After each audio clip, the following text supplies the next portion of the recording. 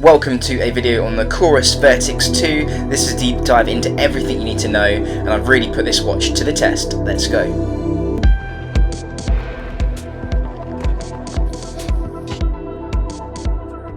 So hello there and welcome to an Active Ideas video. I've been testing the COROS Vertix 2 for ages now. I got it very cheap, and that's why I'm doing the video, because I'm going to see if it's still worth you kind of investing your money into a product like this. I got it off of eBay for £300. So yeah, compared to the Garmin Fenix Pro, which is what I've got on this hand, £1,000 watch, this is like 3 times cheaper, and all the features are very similar. One thing I will kind of say now before I dive into the video is that I have tested this watch against the Pace. I've also tested it against the Apex 2 as well to try and get a good feeling for the form factor. And I've obviously heavily tested it against the Garmin, but also the Sunto Vertical as well. If you watch my video on the COROS Apex 2, not the Pro, just the 2, you can see I was obviously a little bit underwhelmed with that. And I must say, with the Vertix 2, it hasn't been like that at all. I actually took this watch and the Garmin Fenix 7 Pro to the Spine Race, which is a 268-mile ultra marathon, and yeah, obviously navigation is really important when you're traveling that distance, completely unmarked course, like no flags or anything, no kind of signs telling you where to go. It was all off the watch or using a map and compass. I didn't use a map and compass, it was just the watches. But what I found was, when the Garmin was letting me down, every single time I was turning to the Vertix 2 to get accurate location and data, and it just really got me out of sticky situations. There must have been about 6, 7, maybe 8 times where my Garmin just lost GPS acquisition. The COROS held on to it the whole time, and I was running this race for over 6 days. So let's get into it. So when you get a box off eBay, this is the kind of quality you're going to be getting for £300. We've got some graffiti on one side, but I like the mountain view. The awesome case here, which it does make it feel super premium. And another thing it comes with, the charging lead, which is a COROS cable with the old USB on the other end. And we've also got all those slips, so explore perfection. We've got a bit of Eliud Kipchoge. We've got the quick start guide of how to connect it to your watch. They automatically come up with like a barcode. Scan it with the COROS app, and then you're good to go. If you've had a COROS before, then you'll be able to upload your settings from the last watch that you had if you want to. And if you haven't, you can obviously just start again. We've also got this COROS sticker, the full manual. So we're going to open up the box now, and yeah, when you pop this open, it's just got a real nice heavy duty feel to it. Look at that. It looks like something out of John Wick. Like, what watch are you going to choose for your spine race? I'll go with the Vertix 2, Mr. John Wick. This is the black obsidian model, this gunmetal grey kind of wristband as well, and obviously the black watch face. And put the band on, it'll just clip on top. And there we go. So this is the COROS Vertix 2. What we also have on my wrist here, I'll take it off. Here we have the Apex 2 Pro. So very similar form factor, but just a bit smaller. And on the other side I've added the Pace 2, just for those wondering. You can get a visual look here at the different form factors. You can also see the silicone band, the thin silicone band. There's a very heavy duty silicone band with the 2 stoppers here, and the nylon strap as well for the Apex 2 Pro. What I have liked about this form factor is obviously you do get a big screen. So looking at the maps when I was doing the spine race was fantastic. If I just go onto here, and you can scroll through the control panel, I'll call it, and go through to your maps. And again, you've got options to navigate, you've got options to save your location or go onto the map, and the maps have loaded. One good thing about the maps is it's completely touchscreen, so you can scroll through with your finger just like this. You know, it loads. There's this haptic feedback you can feel as well as you scroll through the map, and the watch, I guess, is just letting you know that you are correctly scrolling on it. The lag on it is a little bit slow, and I think I brought that up in the 965 video by Garmin. Obviously Garmin maps are quite quick these days, and with COROS it's just a little bit of a slow lag. But what I've really liked about these maps, first of all, as I mentioned at the beginning of the video, the GPS acquisition for 6 days straight.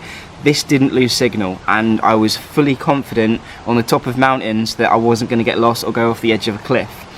Couldn't say the same about my £1,000 Garmin, which led me astray multiple occasions. The other thing I found as well is I recently went on a holiday to Barbados, and in Barbados I could see all of the streets. These little lines here leading off of the main roads represented as yellow, you could see it all on the COROS. When I loaded up the Barbados island in the Caribbean on the Garmin, all I could see was the island, the ring road going around the island, and no towns, villages, cities, nothing. There was one road in the whole of the 21 square mile island that I could see on the Garmin, the rest was blank.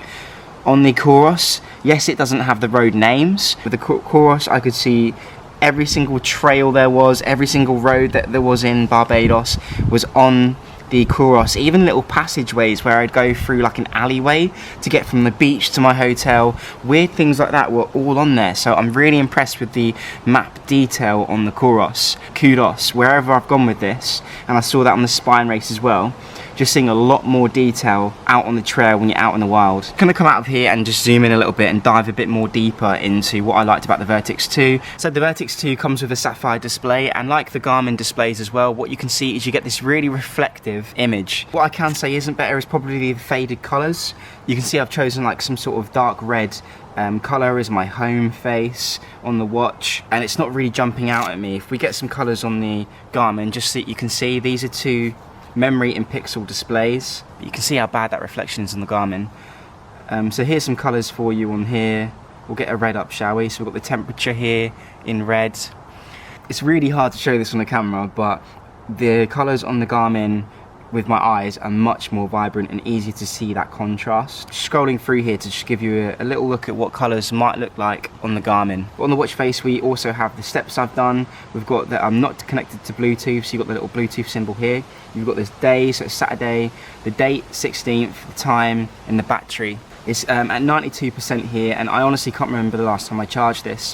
When I took it on the spine race, along with the Garmin Fenix Pro, maybe charged this watch 3, 4, maybe 5 times. Granted, I was using the flashlight feature, just for around camp and stuff, but not much. Mainly, I was using the multi-band GPS because it was going wrong so often. With the Vertix 2, by the end of the week of running and using maps constantly, I still had like 36% battery life, so insanely impressive stuff here. What you can do is press the back button and you can cycle through the top here, so you can see the floors I've done today, the calories I've burnt, you can see the exercise time, the time that the sun rises, and the time that the sun sets as well, so very soon. And also the altitude as well. So yeah, you can cycle through these. You can see your heart rate as well. So one option you can have is you can use the touchscreen to swipe through the settings, but I've got that turned off. I found that on the spine race, the touchscreen was interacting quite a lot just with my wet clothes, so my waterproofs and things. So yeah, I've turned that off, so I just use the scroll dial to scroll into the widget section here. Very similar how to Garmin has their widget section, and you can scroll through. You can do that on here as well, and you can come out of here. We've also got the exercise minutes. I've done 0 because I've just been on a camping trip for a week. You have your steps, so 46 steps average. You've also got your floors, 0 today. You've got your VO2 max, or your fitness. So my running fitness is 71 on COROS, and what that means is it'll give you a race predictor of my 5k time is 24 minutes, my 10k 52, my half marathon 2 hours, and my marathon 4 hours and 26. So yeah, 20 minutes is pretty much what I can run the 5k. My 10k is around 43 minutes, half marathon 1 hour 38, and marathon 340. So that's much more kind of realistic compared to the numbers I'm getting from COROS. But then I have had a Garmin for decades, so I guess it's had more data and input into the system. But I would have liked to have seen a bit more accuracy from COROS. They've had lots of time now to tune in that accuracy. We also have the training load, currently 0, because again I was camping in Southover Woods. It was a bit of a rough experience. I've never used an eco toilet before, but squatting over a hole, carrying my water to shower, pouring it into a bucket and then pouring the bucket on me, I didn't realise the type of camping site I was staying at, so I didn't get much running or exercise done at all. On this training load page, you can also see your full week intensity distribution, and you can see that I've done 28% easy, 46% medium, and 26% hard. I think this is really good for people who take their training seriously, and if you know the science, you want to be doing roughly 80% of your training in zone 2, and then 20% of your training in kind of that higher top end range to get like that optimal stimulus from training without risking issues with injury and things like that. So this is a really visual and quick way to see what is my intensity distribution. You can see here it says decreasing, so we'll click on that and you can see that my intensity trend is decreasing. And my base fitness, I guess from that would be going down. So low recent training load, base fitness decreasing. and I like that it's giving you that information. We've also got the recovery page here, very similar to Garmin's. You can't do anything else from here except it's saying get out and run, you're 100% recovered from your holiday now. The heart rate accuracy I did find with both of these, being the Garmin and also the COROS, wasn't great on my spine race, and the reason for that is that I was using poles, and when you're using the pole action and you've got these heavy watches on, yeah, one watch was saying my heart rate was 30, the other watch was saying my heart rate was 200. Both of the results freaked me out, so I ended up just turning heart rate off. But yeah, they do struggle if you are using poles, and obviously I am giving this a bit of an ultra spin here. In terms of not using poles and just kind of using this for running, for cycling, for jogging, even sprints and going to the gym, the accuracy's been really good, on par really with Garmin sensors, I would say. The caveat is that you do have to strap this watch down really tight, and I would say uncomfortably tight. And when I've done that to get accurate data, I've actually found that the watch just digs into my wrist bone. So I just have one of those wrists that for some reason this doesn't fit too nicely, and when I crank it down to get the accurate data, I'm starting to get wrist pain. This watch has actually made me bleed 2 times. Once when I ran Coastal Path with my friend Michaela, and yeah, it was a 13-mile run and the watch dug into my bone and cut me. And also on the spine race where I wore this watch for a solid 6 days, and the watch, yeah, from banging into my wrist kind of bruised and cut me a little bit as well. So if I've got any footage of that, I'll show you. Again, I think you can wear this watch comfortably if you're happy compromising some of your accuracy data. It's just a bit more uncomfortable, I would say, than your typical watch, but it's not unbearable. And again, if it was unbearable, I wouldn't have used it. But that's just something to bear in mind with this pretty heavy watch. I do have a good friend on Instagram called Claudia Hunter, and she absolutely swears by it, and I don't think she's ever mentioned anything to do with, yeah, it digging into her wrist as well. So it must be like your specific wrist type, how heavy the watch is, and how hard you're willing to kind of crank down that wristband. We also have sleep detection here. The sleep's going to show you how well you slept over the night, give you your sleep duration. It's also going to give you your deep sleep, light sleep, REM, yeah, all those kind of like fairly basic metrics, but yeah, it's good to dive into that. I will say the reason I'm showing you the Apex 2 is because it was much more comfortable to sleep in. They're going to give you the same data and the same metrics, and accuracy is the same. It's just I much preferred the lighter weight of the Apex. Wouldn't say it was as advanced as what we're going to start seeing on the Garmin's now with the sleep coaching.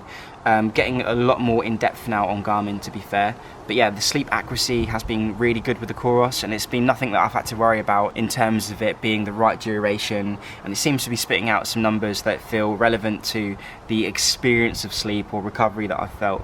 So that's quite good. We also have the Altimeter, and you can scroll through and see the Altimeter through the day. You can use your finger to scroll or the scroll wheel, whatever you fancy. We also have the sunset dial widget here, and this is where you can see when the sun's going to rise, when it's going to set. You can look for tomorrow, for yesterday, and see the dawn and dusk. I really like this page. We also have the pressure here, and this is the air pressure so that you can detect storms. And this brings me to another issue with COROS at the minute. It's an awesome watch, but I do not like that when you go into the settings and you try and change it, so that was in pascals or something. Say I want to change this to millibars, you have to kind of change everything, and I don't like how it affects the whole watch system. So if I go on to the units, you can either choose Imperial or you can choose metric.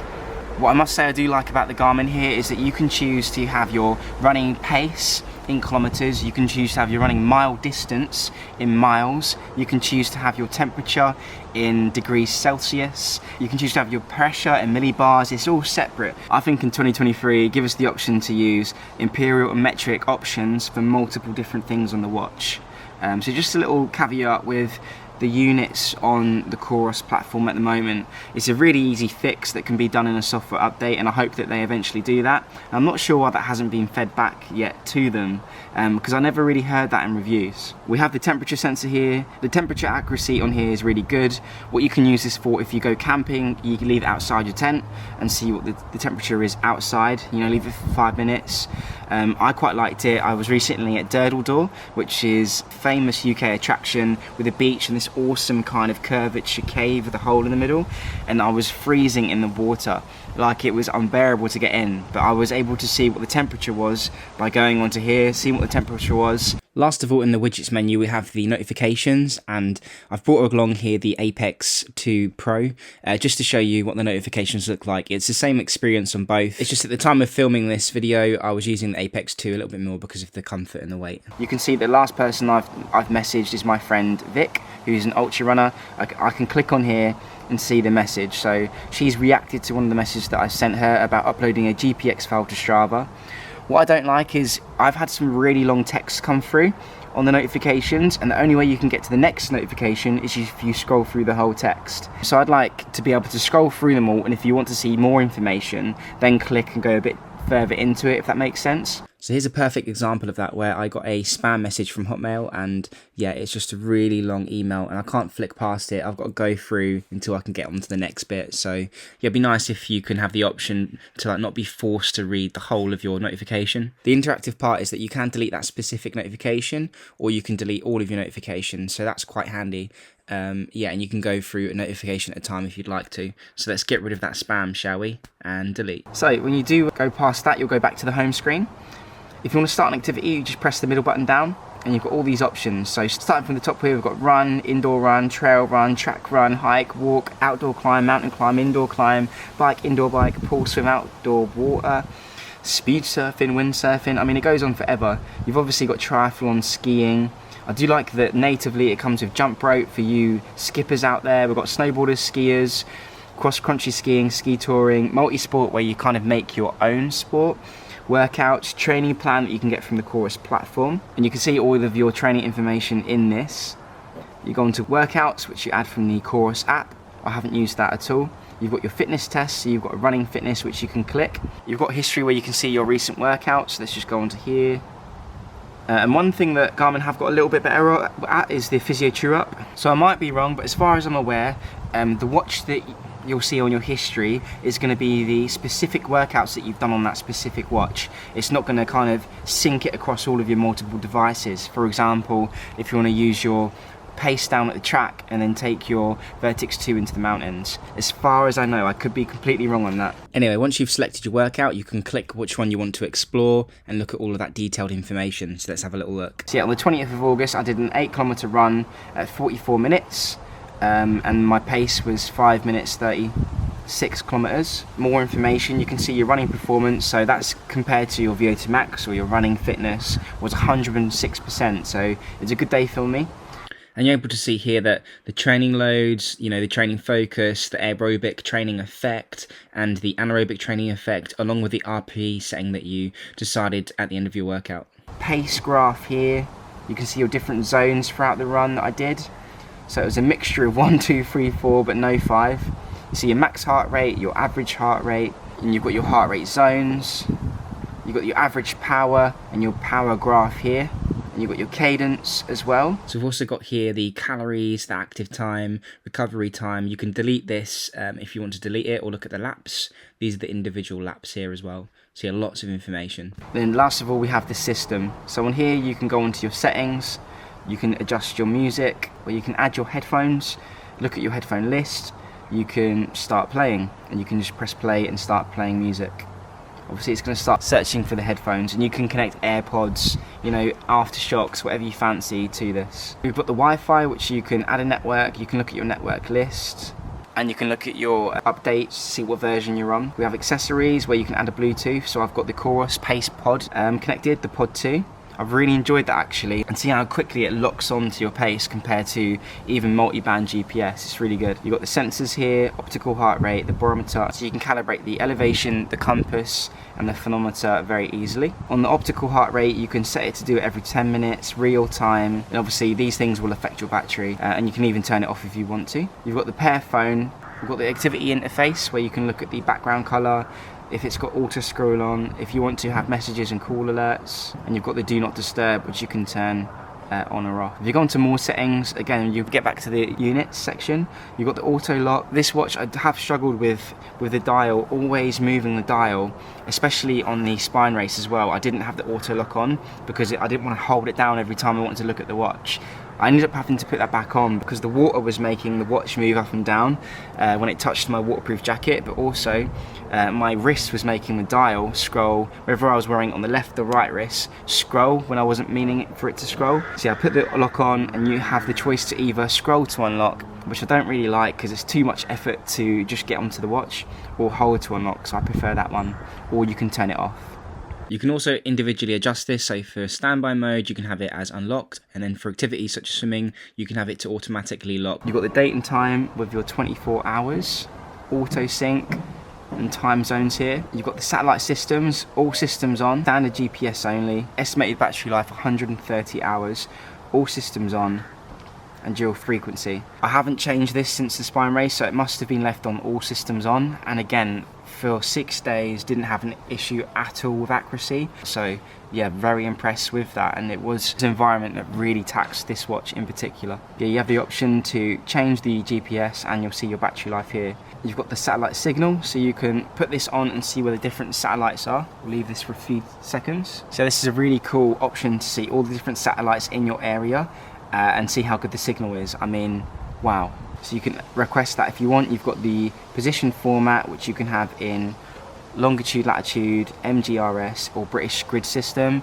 This is really good, again, for the spine race and a lot of UK races. You'll need to prove that you can actually access the British grid system in order for them to kind of tick you off on that kit list. And then you've got GPS mode, standard GPS mode. The watch connects to GPS only and takes a reading per second. The battery lasts 140 hours. On the map settings, you've got the map, you can have it heading up or heading towards north, and you can have the hybrid, which is what it's on now. You can have it on topo, landscape, so you can either choose to have just the landscape, just the topo, or hybrids, like a combination of the two. You've got the altitude alert if you want to be alerted about the altitude. The last few parts of the settings, we've got the device info. If you click on that, you can look at the device ID, software, hardware, Bluetooth, satellite systems, everything to do with that. Going on next, you can reset the watch or you can turn the watch off. You've also got the language. On the language, you can change it to English, Mandarin, Dutch, Spanish, French, Polish, Portuguese, Italian. Yeah, you've got lots of options there. We also have the watch face, so yeah, you can change to these lovely watch faces and adjust the colour if you like to. We've got the backlight here, which you can adjust to be on at certain parts of the day, or you can turn it off. You also have the wrist hand, so you can have it on the left or the right hand. You've got the digital dial, so you've got it on the right or the left side. And yeah, dial rotation, clockwise or clockwise up. You've got the light key, so I've just changed this to map, so you can hold down the light key, which is that top right hand button, and get you to instantly take you to the maps. And I thought that was quite an interesting thing. But you can have it as the compass, the oximeter, HRV, but maps the way to go. How cool is that? Anytime you want, you can quickly check the map, the satellites, the sunset. For more settings, you have also the vibrations. You can put the vibrations on, have it for alerts, have it for off. You've also got the tones. Do you want the watch to make sounds every time you move the dial? Do you want it to make sounds when you get notifications? All that, etc. You also have the touchscreen. It's on map only, but as I said earlier, you can have this as always on, so you can scroll through using your finger.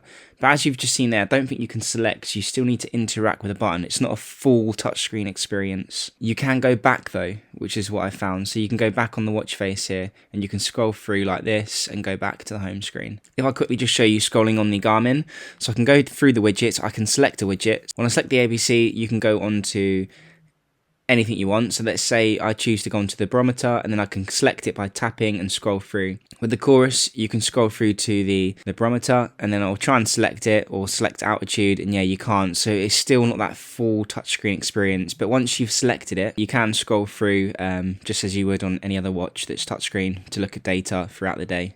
And last but not least, we have the control panel, and thank you if you've watched all of this video, appreciate it. Going to work on the quality, don't worry about that. The control panel, you can adjust settings, quickly get to music, camera control for GoPros, Wi-Fi, do not disturb. They've got the compass here, so you can quickly access the compass. And this is a quick way to save location as well if you'd want to. So you press that and then you can acquire your location. We've also got the altitude and feet as well. We also have broadcast heart rate, so you can connect this to Zwift or a rowing machine, pulse oximeter. Got the resting heart rate function here. You can do that first thing in the morning if you'd like to. We have the HRV test, so you can see how ready you are for training. All you do is you hold on to the bezel, you hold on to the scrolling crown, and it will take your heart rate variability. and after around 30 seconds it will give you your result, and you'll know out of 100 how prepared for training you are. Battery usage is so good. This is a fully integrated thing here that you can see the full battery life, and how long that's going to give you in days, and how it's going to give you in GPS usage. So yeah, 91%, 35 days, 82 hours of GPS, and you can look at your battery dead duration throughout the day as well. So yeah, you can't ask for much more battery information. You've got the metronome, you've got the Ultra Max if you want to get your utmost amount of battery life. I have the navigation here so you can quickly select through your courses. I've got the South Downs Way here. It was a really good fun event actually. The Trail Walk at 100, I highly recommend it, and you can start your course.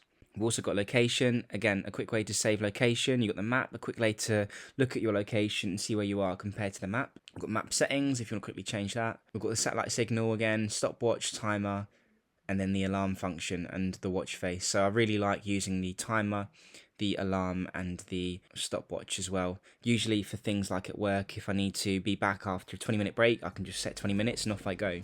The only issue is with the COROS, I do wish that they kept the alarm ringing constantly rather than it's just one ring and then the time is over.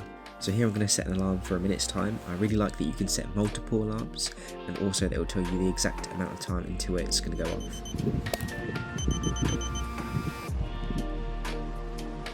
So thank you for watching the Active Ideas video on the COROS Vertix 2. It's a watch that, again, I use it for the spine race. I think that's where it really shone. When I was out there doing the 268-mile run, I had full confidence in the navigational information this was giving me. And yeah, you can't ask for more than that when you're up in the mountains. And yeah, hiking, doing your ultra marathon thing. Really impressed with it, and get some thumbs up from me even in 2023. You don't have to wait for the new Vertix. This will be more than enough for most of you out there in terms of features, battery life, and the only thing again is just the comfort. It's a little bit heavy and that might be a bit cumbersome for smaller wrists like my own. But anyway, peace out.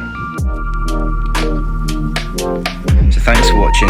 You know the drill. Like, comment and subscribe if you can. My slogan, dreams are a step away. And remember, show compassion, show esteem, and have fun out there. Peace out.